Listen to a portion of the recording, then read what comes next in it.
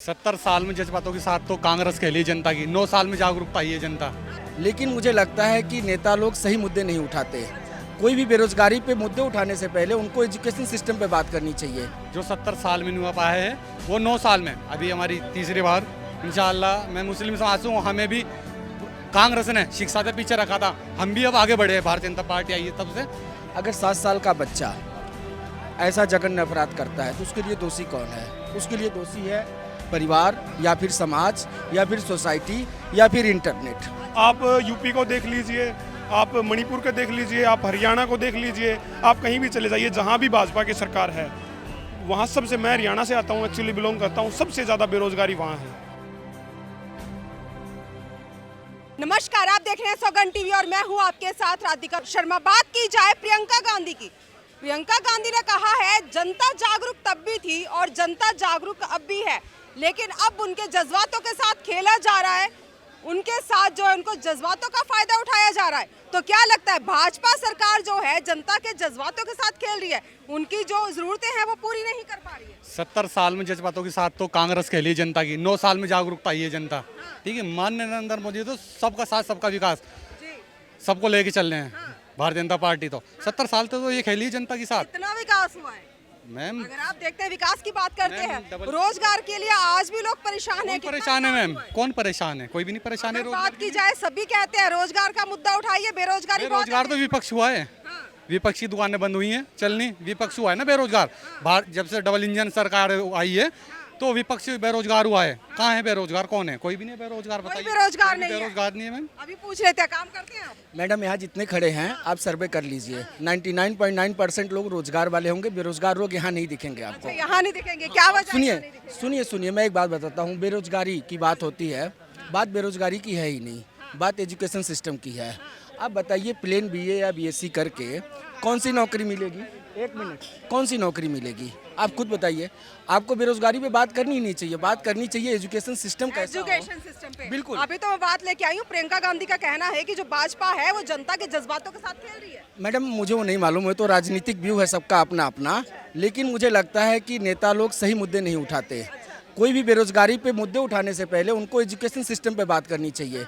Education system technical हो ताकि उससे कुछ रोजगार का सृजन हो। मैंने आपको सिंपल सा एग्जांपल दिया, अगर कोई 12वीं पास है तो जाहिर सी बात है किसी दुकान में नौकरी करेगा, हालांकि बेरोजगार तो वो भी नहीं रहेगा, लेकिन एक ढंग की नौकरी नहीं मिलेगी। लेकिन अगर आप शिक्षा की बात कर रहे हैं तो बोला जा रहा है शिक्षा इतनी महंगी हो चुकी है कि कई लोगों को अपने बच्चों को शिक्षा दिलवाने में बहुत दिक्कतें होती हैं। बिल्कुल, आई एग्री दिस। तो इसीलिए एजुकेशन सिस्टम पे बियॉन्ड द पार्टी, किसी भी पार्टी के पक्ष, हम किसी भी विचारधारा से संबंध रखते हो, उसको छोड़ते हुए एजुकेशन सिस्टम और access of education to everybody, इस पे हमें बात करनी चाहिए। शिक्षा ऐसी हो जो सबको पहुंच में आए। आज एक छोटे बच्चे को आप LKG UKG में पढ़ा रहे हैं, लाख रुपए, 1.5 लाख रुपए कम से कम। मैं गोरखपुर सिटी से बिलोंग करता हूँ, मैं अपने बच्चों के लिए पे करता हूँ लाख रुपए पर मंथ की फीस, ऊपर से ट्रांसपोर्टेशन का 2000-2500 रुपये अलग से पे करता हूँ। तो ये तो नहीं। देखिए, बात चल रही है शिक्षा की, अभी बात चल रही थी जज्बातों के साथ खेलने की, तो वहाँ शिक्षा भी एक आ जाती है कि अगर शिक्षा इतनी महंगी होगी तो एक परिवार में जहाँ देखा जाता है कि महिलाएं बाहर नहीं जाती हैं, पुरुष ही कमाते हैं, वहाँ बच्चों को कैसे पढ़ाया जो जाए? देखो मैम, मैं बता रहा हूँ, 9 साल में जो 70 साल में नहीं हुआ पाया है वो 9 साल में, अभी हमारी तीसरी बार इंशाअल्लाह। मैं मुस्लिम समाज से हूँ, हमें भी कांग्रेस ने शिक्षा से पीछे रखा था, हम भी अब आगे बढ़े हैं, भारतीय जनता पार्टी आई है तब से जागरूकता हुआ है जनता। पहले नहीं थी, पहले तो हमें सिर्फ धर्म के नाम पे बांटा गया था। आज सबका साथ सबका विकास होके चल रहा है माननीय नरेंद्र मोदी ने। और सबसे पहले मैम सुरक्षा व्यवस्था, पहले क्या होता था, जैसे बहन या बेटी है स्कूल जाती थी तो मंचले खड़े हो जाते थे कॉलेज के बाहर, उनका पढ़ना लिखना दुश्वार कर रखा था। और जब से भारतीय जनता पार्टी आई है आज मंचले गायब हो गए। आज मंचले सच में गायब हो गए? आपको लगता है कि 100% मंचले गायब हैं? मैं उत्तर प्रदेश से हूँ। घटनाएं क्यों आती हैं? मैं उत्तर प्रदेश से हूँ। उत्तर प्रदेश की घटना, 7 साल के बच्चे ने 5 साल की बच्ची का घटना बताता हूँ मैं। घटना आती है ना तो उस पर तत्काल प्रभाव से तभी के तभी कार्रवाई होती है। और पहले क्या था, नेता ने फोन कर दिया, FIR खत्म, बिल्कुल GDMC में नाम कट गया। और आज हाफ इनकाउंटर या इनकाउंटर कोई भी करता है, हाथ तो हाथ नहीं, इस चौराहे से कर और दूसरे यमराज मिलता है खड़ा हुआ। तो बाबा जी की सरकार में ही है। 7 साल का बच्चा, क्या उसे पता होता है प्रावधान नहीं है सजा का? मैडम, अच्छा, वो झूठ सही है? नहीं, वो झूठ नहीं। अगर 7 साल का बच्चा ऐसा जघन्य अपराध करता है तो उसके लिए दोषी कौन है? उसके लिए दोषी है परिवार या फिर समाज या फिर सोसाइटी या फिर इंटरनेट। आप सोशल मीडिया की बात आप कर रहे हैं। बिल्कुल बिल्कुल कर रहा हूँ। आप देखिए बेलगाम तरीके से सोशल मीडिया पे, आपने चूंकि उत्तर प्रदेश की बात की, मैं यूपी का हूँ, सिंपल सी बात बता रहा हूँ। आज देखिए जो भोजपुरी में गाने बनते हैं उसके लिए कोई सेंसर नहीं है, कोई नियम नहीं है, कोई नियामक नहीं है, और ना कोई पत्रकार या कोई ये उस पर कोई मुद्दे उठा रहा है कि नहीं इसके लिए कुछ होना चाहिए कि नहीं होना चाहिए। आप देखिए मोबाइल में कैसी कैसी चीज़ें बच्चे देख रहे हैं, उसका कुछ फिल्टर है, ऑटोमेटिक कुछ फिल्टर है कि मोबाइल में क्या आना चाहिए नहीं आना चाहिए। 1 मिनट, और सारे गार्जियन इतने एजुकेटेड नहीं है कि वो किड्स मोड ऑन कर दें ताकि वो फिल्टर होके आए। तो इस पे हमें तकनीकी रूप से इस पे भी ध्यान देना होगा, और ये जो 7 साल वाली घटना है वो मेन कारण है। दूसरी बात, आपने सुरक्षा की जो बात कही, तो शैतान तो हर युग में, हर साल और हर समय पैदा होते रहेंगे, लेकिन वाकई में जो भाईजान ने कही है, कानून व्यवस्था योगी जी के आने के बाद इतनी चौकस हुई है। हमने मुलायम राज देखा, मायावती राज देखा, अखिलेश राज देखा। मायावती जी के समय में थोड़ी सी व्यवस्था अच्छी थी, लेकिन अखिलेश और मुलायम के समय में गुंडागर्दी इतने चरम पे थी, उनके कार्यकर्ता लोग खुद को राजा समझते थे, कोई सुनवाई नहीं, कुछ भी होता था। अभी व्यवस्था नहीं। क्या लगता है जिस तरह से प्रियंका गांधी ने बोला है, भाजपा जो है जनता के जज्बातों का फायदा उठा रही है, खेल रही है जज्बात? बिल्कुल जज्बातों के साथ एक्चुअली क्या इमोशनल गेम चल रहा है यहाँ। धर्म जात और उसकी राजनीति चल रही है। भाजपा एक धर्म जात की राजनीति कर रही है, हम लोगों को आपस में लड़वा रही है।